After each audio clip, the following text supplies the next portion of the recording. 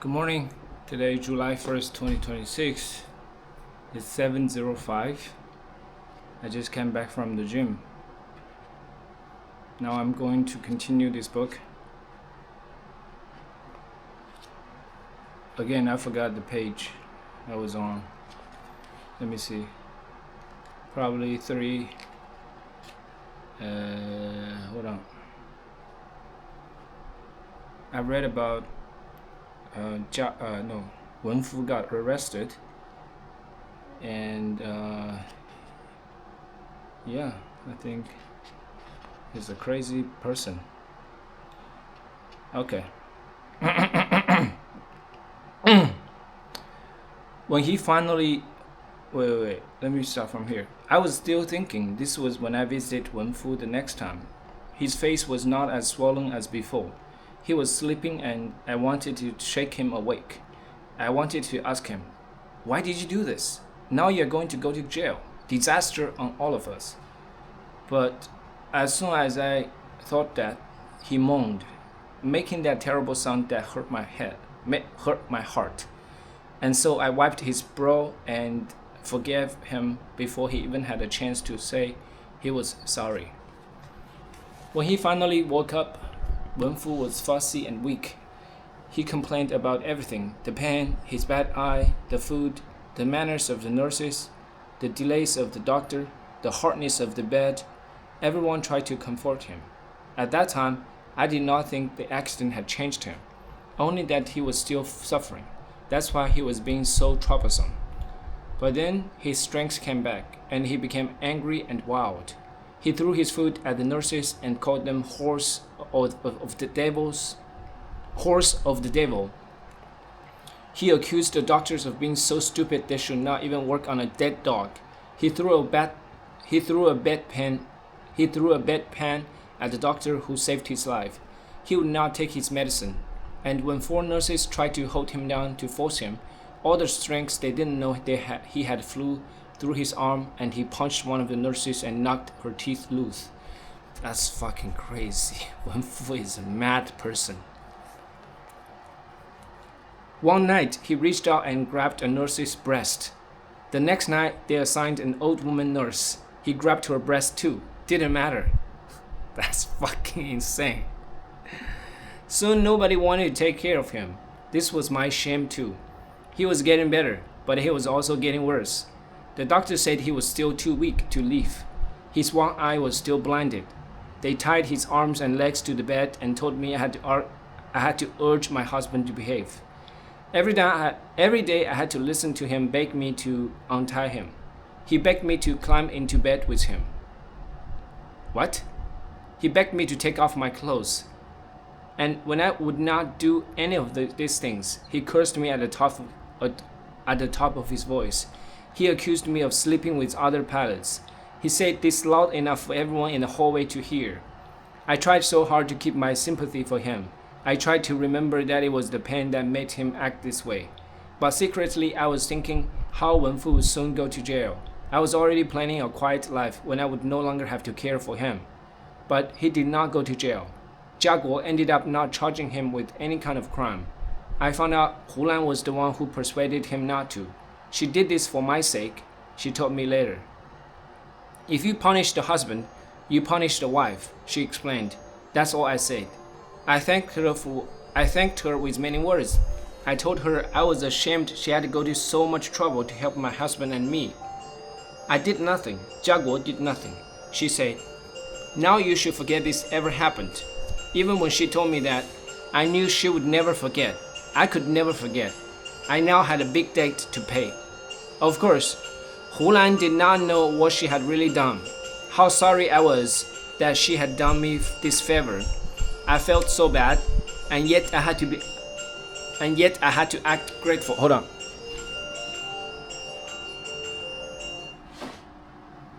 Yet I had to act grateful. That's the worst, man. That's the worst.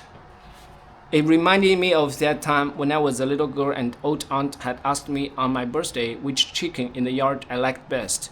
I picked one that let me feed her out of my hand, and that night, old aunt cooked her up. That's fucking crazy! Did you hear it? Huh? Did you hear what I just read? No. Oh. What? When I was a little girl, an old aunt had asked me on my birthday which chicken in the yard I liked the best. I picked the one that let me feed her out of my hand, and that night old aunt cooked her up. Anyway, I showed Hulan my thanks over and over again. I had my cook make the dishes she liked, the way that she liked them. Vegetables steamed until they were soft and tasteless. Hulan said nothing, and this was proper, not to call attention to my thanks. I told the servant girl to give Hulan and Jiaguo's room a thorough cleaning. Hulan said nothing, and several days later, I gave her many yards of very good clothes, telling her the color was not right for me. This was not true, of course. I picked that clothes especially because it looked so nice against my skin. It was a very pretty fabric, peach-colored, hard to get during wartime and very expensive. This color does not suit me any better, Hulan said frowning, her fingers already stroking the clothes. Take it, I said. I have no time to sew anyway, now that I have to take care of my husband. So Hulan took my gift without any more protest. She knew what kind of bad marriage I had, and she left me cover it up with a beautiful piece of clothes. When my husband came home, I already had a special bedroom made up for him. He was still too weak to leave his bed, so I hired a special nurse servant to take care of him, to change his bandages, to bring him food, to listen to his complaints. That nurse stayed only one day. The next one lasted maybe 2 days. Finally, I had to take care of him myself. Jiaguo and Hulan visited him every day, of course, since they lived in the same house. And one day, 3 palace came over. I took them to Wenfu's room, and they treated him as if he were a hero. They said that as soon as Wenfu could fly again, China would be certain to win the war very fast. Polite lies like that. But everyone already knew he would never fly again. How could he fly with only one eye? Still, the pilots were very generous to say that, and Wenfu was glad to hear it. They were so nice. I invited them to stay afterward for dinner, thinking this was what Wenfu would want me to say. He always liked to show his generosity to the other palace that way. And in fact, Wenfu did say, "Stay, please stay. My wife is an excellent cook. Excellent cook." I think he was remembering those good dinners in Yangzhou when I made 1,000 dumplings. The palace agreed immediately, and when I went downstairs to tell the cook to go out and bring back a fresh killed chicken. After our dinner, the pilots, Hulan, Jiaguo, and I continued talking at the table while the servant cleaned up. At first, we were quiet, so we would not wake Wenfu up. I remember we talked a little about the war in solemn voices, and yes, we were still certain we would win as soon as China would bring in more supplies. One pilot said he had heard about a contract to buy American-made planes flown in from India, maybe 1,000, enough to fight evenly with the Japanese. Another said that airplane-making factories were being built in different parts of China. Maybe there would soon be one in Kunming, and we all agreed that would be best, to make the planes in China. So we knew they were properly built, not full of problems like the old Russian planes or the new Italian ones. Chinese-made was best. Bombers and fighters, all very fast and able to fly at night. But we all knew this was just talk, the same old talk. So after a while, we began to remember the villages we had come from, stories from there, very pleasant kind of talk, and then we were singing. We took turns remembering silly village songs, the kind people sing when drinking or celebrating. One of the pilots could make his voice sound almost like a woman's, and together we sang a very silly love song, then laughed and sang it again. 10,000 clouds, 1,000 birds, 100 tears. My 2 eyes look to heaven and see only you, my 2 eyes. Suddenly we heard heavy steps coming down, and then bang! Something was knocked down. I jumped out of my chair and saw Wenfu, his head wrapped in a bandage. He was leaning on a stick. His face was pale and sweaty, looking like a ghost. On top of his pajamas, he wore his Air Force jacket. "You are too sick to be up," I cried, rushing over to help him back into bed. Jiaguo and the pilots started to get up too. Wenfu waved his stick in the air. "How can you sing that?" he roared. "I'm a sick man. You are a healthy woman. I'm a hero. You are a whore. Your two eyes see other men." I did not know what he was talking about. "You've had a bad dream." I tried to soothe him. "You are still dream talking. Come back to bed." "Liar!" he shouted. He marched over to us and used his stick to knock over the rest of the food on the table. "You are wrong. Kneel down. Bow your head and beg me to forgive you. Kneel down." He slammed the stick on the table. I looked at his face. His one good eye was wild, like a drunken man's. His face was so ugly, and I wondered how I could have married such a person. How could I have let this happen? Wenfu must have seen my thoughts with his bad eye, because right then he reached over and slapped me, gave me a real big slap in front of all those people. I gasped. I did not feel any pain. I thought the sting was just my embarrassment. Everyone was staring, not moving. "Kneel down," he shouted again. He started to raise his stick, and that's when Hulan pushed me down by my shoulder. Kneel down," she cried, and I found myself falling to my knees. "Just listen to him. Say you are sorry. What does it matter?" I remember this. All those men, Hulan, nobody tried to stop him.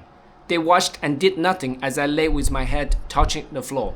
They said nothing when my husband ordered me to say, "Sorry, I'm wrong. You are right. Please forgive me." They did not protest and tell Wenfu, "This is enough," when he told me to beg for forgiveness again and again. And as I bowed and begged, cried and knocked my head on the floor, I was thinking, why doesn't anyone help me?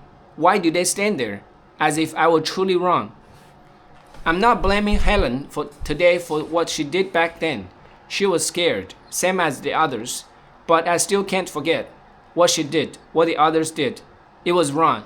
It was dangerous. It fed Wenfu's power, made him feel stronger. But if I brought this up with her today, she would not remember what I was talking about. It's the same with that peach-colored clothes I gave her.